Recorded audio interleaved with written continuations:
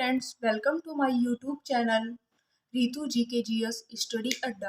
Friends, इसके पहले video में हमने आपको जनरल इंट्रोडक्शन से रिलेटेड कुछ क्वेश्चन बताए थे जो बहुत ज़्यादा इम्पॉर्टेंट थे।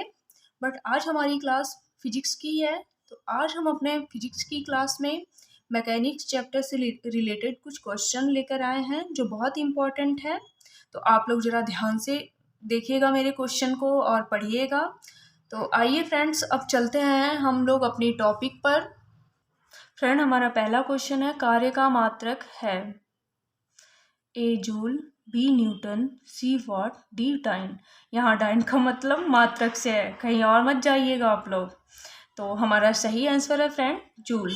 कार्य जूल का मात्रक है। ये क्वेश्चन हमारा वेरी मोस्ट इम्पॉर्टेंट है जो यूपी पीसीएस 1990 आरआरबी 2005 में पूछा जा चुका है। अब नेक्स्ट क्वेश्चन पे चलते हैं। प्रकाश वर्ष किसकी इकाई है? ए दूरी, बी समय, सी प्रकाश, डी धारा। हमारा सही आंसर है फ्रेंड दूरी। प्रकाश वर्ष दूरी की इकाई है। ये भी क्वेश्चन हमारा इम्पॉर्टेंट है जो एसएससी 2014 में पूछा जा चुका है। अब आइए चलते हैं नेक्स्ट क्वेश्चन पे। बल की एसआई यूनिट क्या है? ए केल्विन, बी न्यूटन, सी पास्कल, डी वोल्ट। हमारा सही आंसर है फ्रेंड न्यूटन। बल की एसआई यूनिट न्यूटन है। ये भी क्वेश्चन हमारा बहुत ज़्यादा इम्पॉर्टेंट है जो आरआरबी एनटीपीसी 2016 में पूछा जा चुका है। अब आइए चलते हैं नेक्स्ट क्वेश्चन पे। पारसेक इकाई है ए दूरी की, बी समय की, सी प्रकाश की चमक की, डी चुंबकीय बल की। हमारा सही आंसर है फ्रेंड दूरी की। पारसेक दूरी की इकाई है। ये भी क्वेश्चन हमारा वेरी इंपॉर्टेंट है जो यूपी पीसीएस 1997 में एसएससी 2016 में पूछा जा चुका है। अब हमारा नेक्स्ट क्वेश्चन है, ल्यूमेन किसका मात्रक है? ए ज्योति तीव्रता का, बी ज्योति फ्लक्स का, सी उपर्युक्त दोनों का, डी इनमें से कोई नहीं। तो हमारा सही आंसर है फ्रेंड ज्योति फ्लक्स का। ल्यूमेन ज्योति फ्लक्स का मात्रक है। ये भी क्वेश्चन हमारा इम्पॉर्टेंट है जो आरआरबी 2004 में पूछा जा चुका है। अब आइए चलते हैं हम नेक्स्ट क्वेश्चन पे। पास्कल इकाई है ए आर्द्रता की, बी दाब की, सी वर्षा की, डी तापमान की। हमारा सही ऑप्शन है फ्रेंड्स दाब की। पास्कल दाब की इकाई है। ये क्वेश्चन भी हमारा friends very very most important है जो यूपी पीसीएस 2015 आरआरबी एनटीपीसी 2016 में पूछा जा चुका है। अब आइए फ्रेंड्स चलते हैं नेक्स्ट क्वेश्चन पे। एम्पियर क्या नापने की इकाई है? ए वोल्टेज, बी करंट, सी प्रतिरोध, डी पावर। हमारा सही आंसर है फ्रेंड करंट। एम्पियर करंट नापने की इकाई है। ये भी क्वेश्चन देखिए हमारा कितना इम्पोर्टेंट है जो सीजीपीएससी 2004-2005 में कंटिन्यू पूछा गया है। अब आइए चलते हैं हम लोग नेक्स्ट क्वेश्चन पे। निम्नलिखित में से कौन सा एक ऊर्जा का मात्रक नहीं है?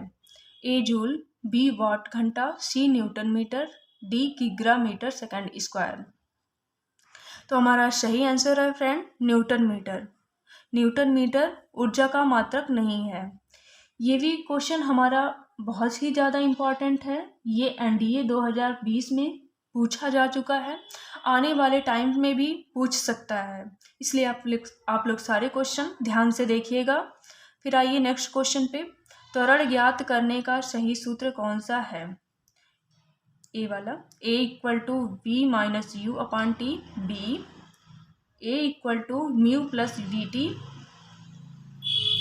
सी A equal to V plus U upon T, D A equal to V plus U upon to.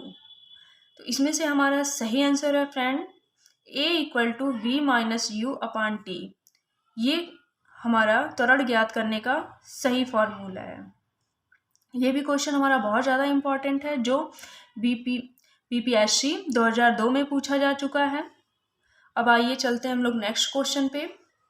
जल में तैरना न्यूटन की गति के किस नियम के कारण संभव है? ए प्रथम नियम, बी तृतीय नियम, सी तृतीय नियम, डी उपर्युक्त सभी। तो ये इसका आंसर बताने से पहले फ्रेंड्स मैं आज आपको न्यूटन का तीनों नियम बताना चाहती हूँ। तो न्यूटन का पहला नियम क्या कहता है? यदि कोई वस्तु विरामावस्था में है या एक समान गतिकी अवस्था में है तब तक वो वस्तु उस अवस्था में रहती है जब तक उस पर कोई बाह्य बल ना लगाया जाए। यह न्यूटन की गति का पहला नियम है। इसे जड़त्व का भी नियम कहते हैं। अब न्यूटन का दूसरा नियम क्या कहता है? संवेग परिवर्तन की दर लगाए गए बल के समानुपाती होता है तथा संवेग की दिशा वही होता है जिस दिशा में बल लगाया जाए। ये न्यूटन का गति का दूसरा नियम है और इसे संवेग का भी नियम कहते हैं। अब न्यूटन की गति का तीसरा नियम क्या कहता है? न्यूटन के गति का तीसरा नियम ये कहता है, क्रिया प्रति प्रत्येक क्रिया के बराबर प्रतिक्रिया होती है। ये न्यूटन का तीसरा नियम है। न्यूटन के तीसरे नियम को एक्शन और रिएक्शन का भी नियम कहते हैं। तो ये रहा फ्रेंड्स न्यूटन का तीनों नियम। अब इससे तो आप समझ ही गए होंगे कि इसमें हमारा सही आंसर क्या होगा। तो इसमें हमारा सही आंसर है फ्रेंड तृतीय नियम। जल में तैरना न्यूटन के तृतीय नियम के कारण ही संभव है। अब नेक्स्ट क्वेश्चन है फ्रेंड्स हमारा, चलती हुई बस जब अचानक ब्रेक लगाती है तो उसमें बैठे हुए यात्री आगे की दिशा में गिरते हैं। इसको किसके द्वारा समझाया जा सकता है? ए सापेक्षता सिद्धांत, बी न्यूटन का पहला नियम, सी न्यूटन का दूसरा नियम, डी न्यूटन का तीसरा नियम। जैसे कि हमने न्यूटन का तीनों नियम बता दिया था, उससे आप लोग समझ ही गए होंगे कि ये इसमें न्यूटन का कौन सा नियम लगेगा। तो फ्रेंड्स इसमें न्यूटन का पहला नियम लगेगा। यही न्यूटन का पहला नियम, यही मतलब इसके कारण ही चलती हुई बस जब अचानक ब्रेक लगाती है तो उसमें बैठे हुए यात्री आगे की दिशा में गिरते हैं। तो आज के लिए हमारा इतना ही क्वेश्चन है फ्रेंड्स। अगर आपको हमारे क्वेश्चन अच्छे लगे हों या मेरा टीच किया हुआ अच्छा लगा हो तो आप लोग कमेंट बॉक्स में एक बार ज़रूर कमेंट करिएगा और चैनल को लाइक और सब्सक्राइब करिएगा, जिससे हमें सपोर्ट मिल सके और आगे मैं और वीडियो बना सकूं। तो thanks friend for watching. Thank you.